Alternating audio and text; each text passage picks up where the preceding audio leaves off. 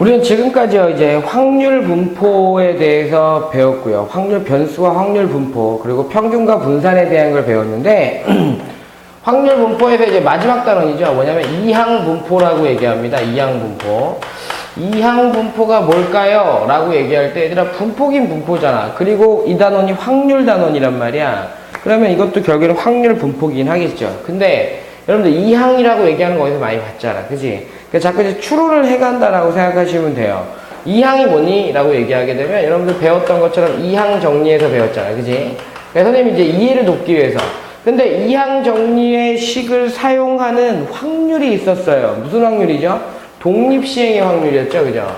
독립시행에 대한 독립시행의 확률일 때 여러분들 이항정리의 전개식에서 일반항의 형태를 사용했던 거 기억나시죠? 그죠? NCR의 P의 R제곱, Q의 N-R제곱. 그러니까 이항 분포라고 얘기하는 건 독립시행의 확률에 대한 분포를 뜻하고 있구나. 확률 분포를 뜻하고 있구나. 라는 개념으로 생각을 하시면 돼요. 그래서 어떤 사건이 일어나고 있을 때 그 사건에 대해서 일어날 확률을 P라고 얘기하고 일어나지 않을 확률을 1-P 또는 Q라고 얘기했을 때 그것을 N회 독립시행합니다 라고 얘기를 하게 되면 여러분들이 독립시행의 확률이구나. 그 다음에 N회라고 얘기하는 개념이 없더라도 10회, 20회 계속 반복적으로 똑같은 행동을 하고 있구나. 그러면 독립시행의 확률인데 그런데 몇 회라고 얘기하는 형태, 몇 회를 선택하겠다라고 얘기하게 되면 걔는 독립시행의 확률이지만 그거를 몇 회를 확률 변수 X라고 얘기할 때 라고 얘기한다면 확률 분포구나. 그런데 독립시행에 대한 확률 분포니까 무슨 분포? 이항 분포다 라고 하는 것을 기억을 하시면 됩니다. 그럼 잘 이해가 안 되는데요? 라고 얘기해 볼게. 제가 봐 얘들아, 4문제 중에 평균적으로 세 문제를 푸는 학생이 있습니다. 예를 들어 설명하는 겁니다. 푸는 학생이 있습니다. 그런데 이 학생이 오늘 시험을 봤어요. 5문제를 봤어요. 5문제를 시험을 봤는데 옛날에는 3문제 맞을 확률 구하시오 라고 얘기하게 돼요. 5문제를 봤는데 3문제를 맞을 확률을 구하시오 라고 얘기하는 것을 배웠을까요? 맞을 확률. 이거 구하세요 라고 얘기하면 어떻게 했어? 여러분들은 5문제 중에 3문제 골라내면 돼. 그리고 맞을 확률이 3개, 4분의 3이니까 못 맞을 확률이 4분의 1, 2제곱 이라고 얘기하는 걸로 우린 구했단 말이야. 그런데 문제가 바뀌는 거지. 5문제를 풀기는 풀었는데 맞은 문제를 확률 변수 맞을 문제를 X로 놓자! 라고 얘기해. 그럼 이걸 다 어떻게 해요? 라고 얘기할 때 모르니까 이제 여러분들은 뭐 하는 거야? 확률 분포표라고 얘기하는 걸 만드는 거야. X 그리고 PX 라고 놓은 다음에 선생님이 쫙 해보는 거야. 봐. 표를 되게 크게 그릴 겁니다. 맞아. 빵 문제일 수 있잖아. 빵 문제 어떻게 해? 그럼 다 5 컨비네이션 0에 4분의 3에 빵 제곱에 4분의 1에 5제곱. 그 다음에 착 표시해놓고 1 해놓고 얼마야? 한 문제 맞을 수 있잖아. 5 컨비네이션 1에 4분의 3에 1제곱에 4분의 1에 4제곱. 자, 2, 점점점점. 가능하지, 그지? 마지막에 얼마? 5라고 표시해놓고 여러분들이 2 적지 말자. 점점점점 해놓고 얼마? 5 컨비네이션 5에 4분의 3에 몇 제곱? 5제곱. 그 다음에 4분의 1에 빵제곱. 이라고 얘기해서 합계는 얼마 나온다? 1 나온다. 이렇게 여러분들이 문제를 풀어야 돼요. 그러면 그거에 대한 평균 어떻게 구합니까? 똑같이 이거 곱하기 이거 곱하기 이거 곱하기 이거 하는 거잖아. 그치? 곱하기 이거. VX 어떻게 하면 돼?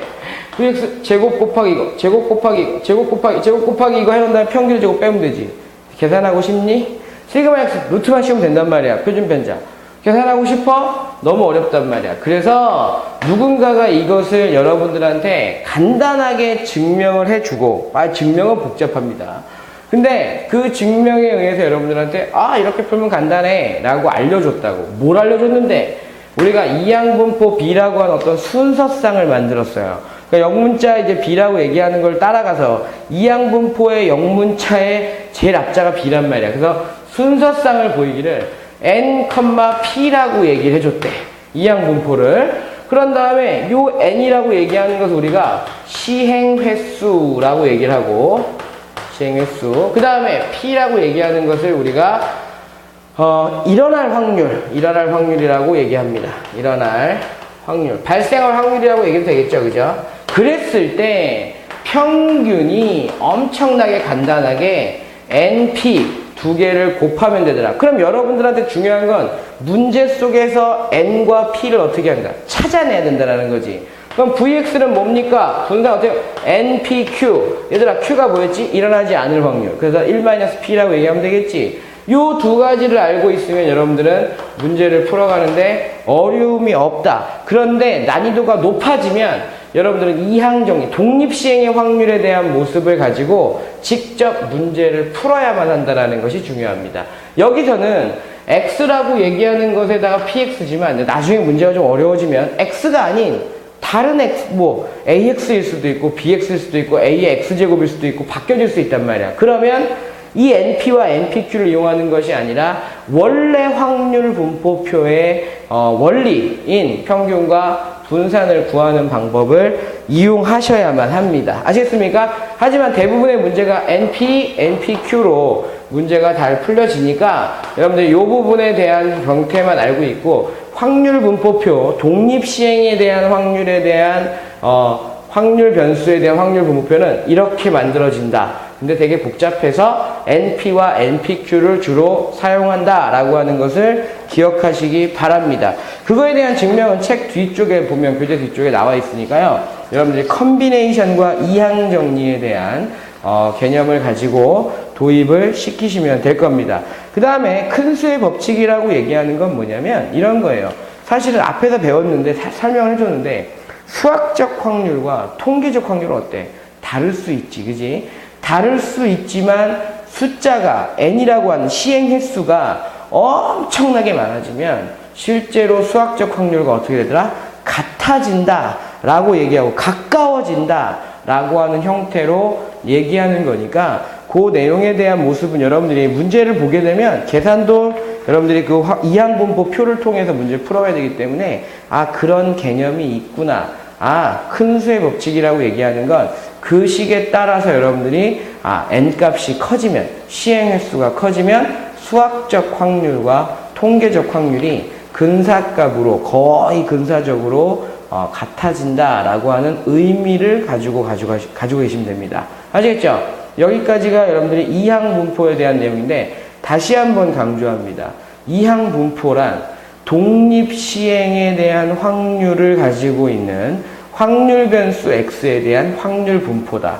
그래서 평균과 분산을 구할 때 NP와 시행횟수와 확률과 분산을 구할 때 시행횟수와 확률과 일어나지 않을 확률, 그지? 그래서 NPQ를 곱해야 하는데 문제를 풀어갈 때 한글로 적혀져 있는 문제를 해석할 때 시행횟수가 몇 번인지 우리가 선택해야 될 확률이 무엇인지를 순서상 B라고 얘기하는 NP로 표시를 잘 하시면 문제 풀어가는데 어려움이 없으실 겁니다.